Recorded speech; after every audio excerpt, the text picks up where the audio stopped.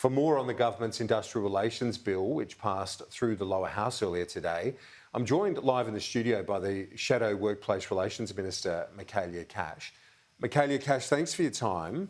There were a number of the Teal independents that voted with the coalition today. Are you getting any signals that you might get a similar sort of support from the independents in the Senate? Well, the Senate process will obviously work through that process with the minor parties in the Senate over the next few weeks. But what we saw today was, against the wishes of every single business group in the country, and I don't think, Kieran, I've ever seen this before, all employer groups in Australia, the BCA, the AI Group, ACCI, the Minerals Council, the National Farmers Federation, and even the Council of Small Businesses of Australia, they issued a joint statement. And they said this bill should not go through the Parliament, and that if it does, it will have a detrimental impact on Australia.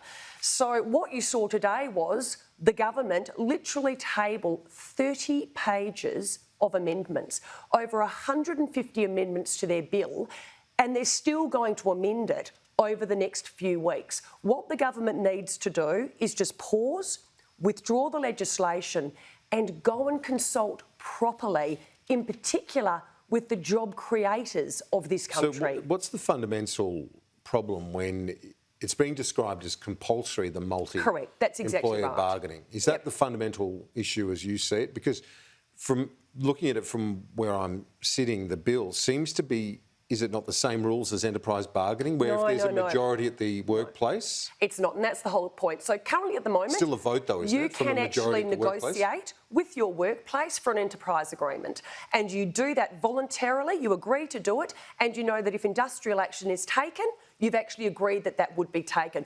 What will now happen is businesses who have never negotiated before, but in particular with other businesses, will actually be forced to the bargaining table, even if they don't want to. So when you've got competitors bargaining together, knowing each other's confidential information, smaller businesses who don't want to be part of the process are dragged into that process. Listen to the businesses in Australia. But is that, correct me if I'm wrong, but that is if a majority of their workforce votes in favour of that. So the business themselves may not want to be part of this process. Why? They don't have the time, they don't have the money, they don't have the resources to actually negotiate with the much bigger businesses they could be forced into bargaining with. But again, this has been such a rushed process when all of the business groups, the job creators of this country, governments don't create jobs, businesses do, industry does, employers do. When they stand up united and say, this bill will have a detrimental impact on Australia, this bill will result in more strikes can only lead to job losses, pull the bill, it's bad for Australia. Do you accept, though, that those that have enterprise bargaining agreements already cannot be roped into multi-employer bargaining? Absolutely, and they are the bigger businesses in Australia, because the majority of businesses who have enterprise agreements are either the public service or big business in Australia. They are already in the system and they are willingly, voluntarily in the system. This throws all of that out, and in particular, the angst and distress across Australia in those smaller businesses at the moment cannot be underestimated. But remember, Kieran, one of the things this bill also does is abolish the Australian Building and Construction Commission. And as we've already seen in the papers of late, John Setka, the CFMMEU, they are incredibly happy. So they also abolished the building industry watchdog and literally hand our building industry back to the most militant union in Australia. That is also not good for jobs of the economy. Is it a problem, as you see it, that small business would have an avenue to strike agreements through the multi-employer approach? Small if they choose to voluntarily. Yep, okay, small business can already do that if they want to. But normally, what is at the heart of a small business is sitting down with their employees and negotiating what is in the best interests of the employer and the employee. This will all be thrown out, and they will literally, as I've said to you before, get to know your local union official very well. But Kieran, another interesting fact is, as you know, we've had Senate estimates.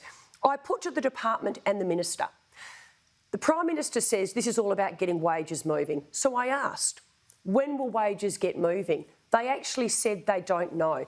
I asked whose wages will get moving. They were unable to answer that question. I asked if this bill goes through, by how much will wages increase? They were unable to say. And then they had to admit they have done no modelling at all on this bill. And again, when you have employers, the job creators of this country, stand up united with one voice and say, this bill is bad for the economy, bad for jobs, and will only result in more strikes. If you were dinkum about economic productivity, etc., you would pull this bill as fast as you can. Michaelia Cash, appreciate your time as always. Thank you. Great to be with you.